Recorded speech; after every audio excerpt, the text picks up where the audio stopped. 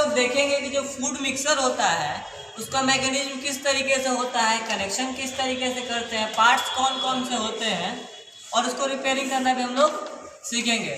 तो सबसे पहले हम दिखाते हैं कि उसके कौन कौन से पार्ट्स होते हैं और किस तरीके से जोड़ा जाता है। जैसा कि जानते हैं क्या, जो फूड मिक्सर होता है उसमें हम लोग यूनिवर्सल मोटर का प्रयोग करते हैं। यूनिवर्सल इसलिए बोला जाता है क्योंकि वो AC पे भी काम करता है और DC पे भी कार्य करता है। इसकी जो बनावट होती है वो कुछ इस तरीके से होती है, मतलब आपके पास दो ये फील्ड होते हैं और एक आर्मेचर होता है। जो दूसरा फील्ड होता है उसमें टेपिंग निकले हुए होते हैं। टेपिंग कहने का मतलब है कि जब इस फील्ड को हम लोग बांधते हैं तो वहाँ से कुछ लूप निकाले जाते हैं जो कि मोटर की स्पीड को कंट्रोल करते हैं। जैसा कि आप लोग यहाँ देख रहे हैं, ये वाला आपका फील्ड 1 है और ये वाला आपका फील्ड 2 है। देखिए ये जो वायर्स निकले हैं ये फील्ड के टैपिंग है, जो कि यहाँ पे दिखाया गया है। ठीक है, ये जो बीच में जो पार्ट घूम रहा है, जो घूमने वाला पार्ट होता है, उसे हम लोग आर्मेचर बोलते हैं। आर्मेचर के दोनों तरफ ये जो पार्ट्स लगे हैं वो कार्बन ब्रश होते हैं।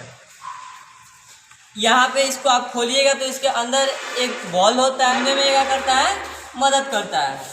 यहाँ पे हमने टेपिंगों को स्पीड कंट्रोल करने के लिए एक रोटरी स्विच लगाते हैं। ये रोटरी स्विच 3 पॉइंट पे कार्य करता है और ये कॉमन फेज होता है जो हम लोग लाके इस रोटरी स्विच पे देते हैं। इसके साथ ये एक ओवरलोड रिले है जो कि मोटर की सुरक्षा के लिए हम इसके सीरीज में जैसे कि 1 वे स्विच लगाते हैं या फ्यूज लगाते हैं, उस तरीके से इसका कनेक्शन हम लाइन के साथ क्या करते हैं, कर देते हैं। इससे होता है क्या है कि अगर मोटर में आप जितने भी एम्पियर का ऑयलर लगा रहे हो उससे ज़्यादा एम्पियर की करंट जाएगी, मतलब मोटर ओवरलोडिंग होगा या ओवर हीटिंग होगा, तो ये जो रिले है वो ट्रिप हो जाएगी। और ये रिले ट्रिप हो जाएगी, आप जैसे इस रिले को इस तरीके से पुश कीजिएगा तो मोटर अपनी पुनः वाली चलने की स्थिति में क्या हो जाएगी, आ जाएगी। चलिए अब कुछ कनेक्शन समझाते हैं हम आपको बोर्ड पे। इस तरीके से देखिए, यहाँ आपको दिख रहा है ये जो न्यूट्रल पॉइंट है ये डायरेक्ट आया है इस तरीके से आर्मेचर में। तो ये जो न्यूट्रल पॉइंट है ये डायरेक्ट यहाँ देखिए इस तरीके से ये घूमते हुए यहाँ आर्मेचर में आया हुआ है। उसके बाद आर्मेचर के साथ फील्ड को जोड़ा गया है। तो इसी के साथ दूसरे तरफ यहाँ पे जब आइएगा तो ये देखिए इस आर्मेचर के साथ यहाँ पे फील्ड को अंदर ले जाकर टेपिंग किया गया है।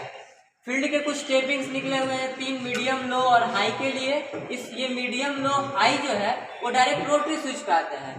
तो ये मीडियम, लो, हाई जो तीनों पॉइंट है वो डायरेक्ट हम कहाँ लेके आए हैं, रोटरी स्विच पे। प्लस रोटरी स्विच के साथ ये फेज देते हैं। देखिए यहाँ से एक वायर आया है फेज के लिए और इसी फेज के बीच में हम ओवरलोड रिले को भी क्या करते हैं, सीरीज में लगाते हैं। क्योंकि हमारा यहाँ पे ओवरलोड रिले खराब है इसीलिए हम इसको कनेक्शन में नहीं जोड़ेंगे, बस हमको बता दिए कि इसको आपको क्या करना है, सीरीज में लगा लेना है। ठीक है, अब देखिए इस टेपिंग का कुछ मतलब समझा देते हैं कि ये टेपिंग करता है किस तरीके से।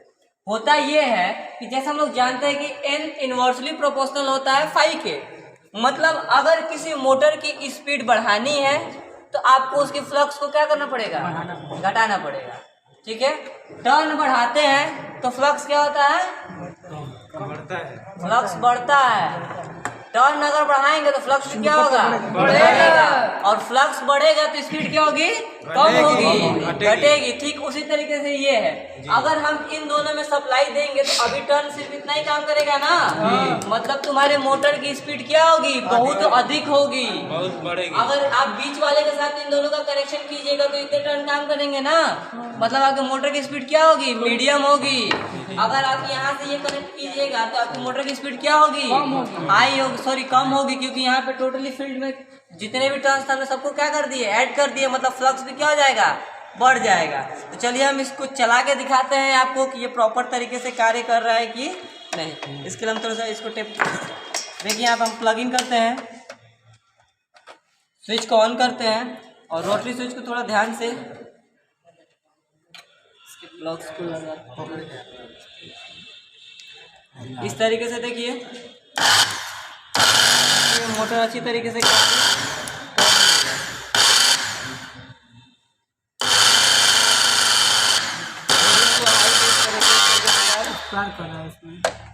यहाँ पे स्पार्किंग इसलिए आती है क्योंकि यहाँ पे कार्बन ब्रश को लगाया गया है, तो ये कार्बन ब्रश की वजह से यहाँ पे स्पार्किंग आती है। अगर वीडियो अच्छा लगे तो लाइक, शेयर और सब्सक्राइब कीजिए।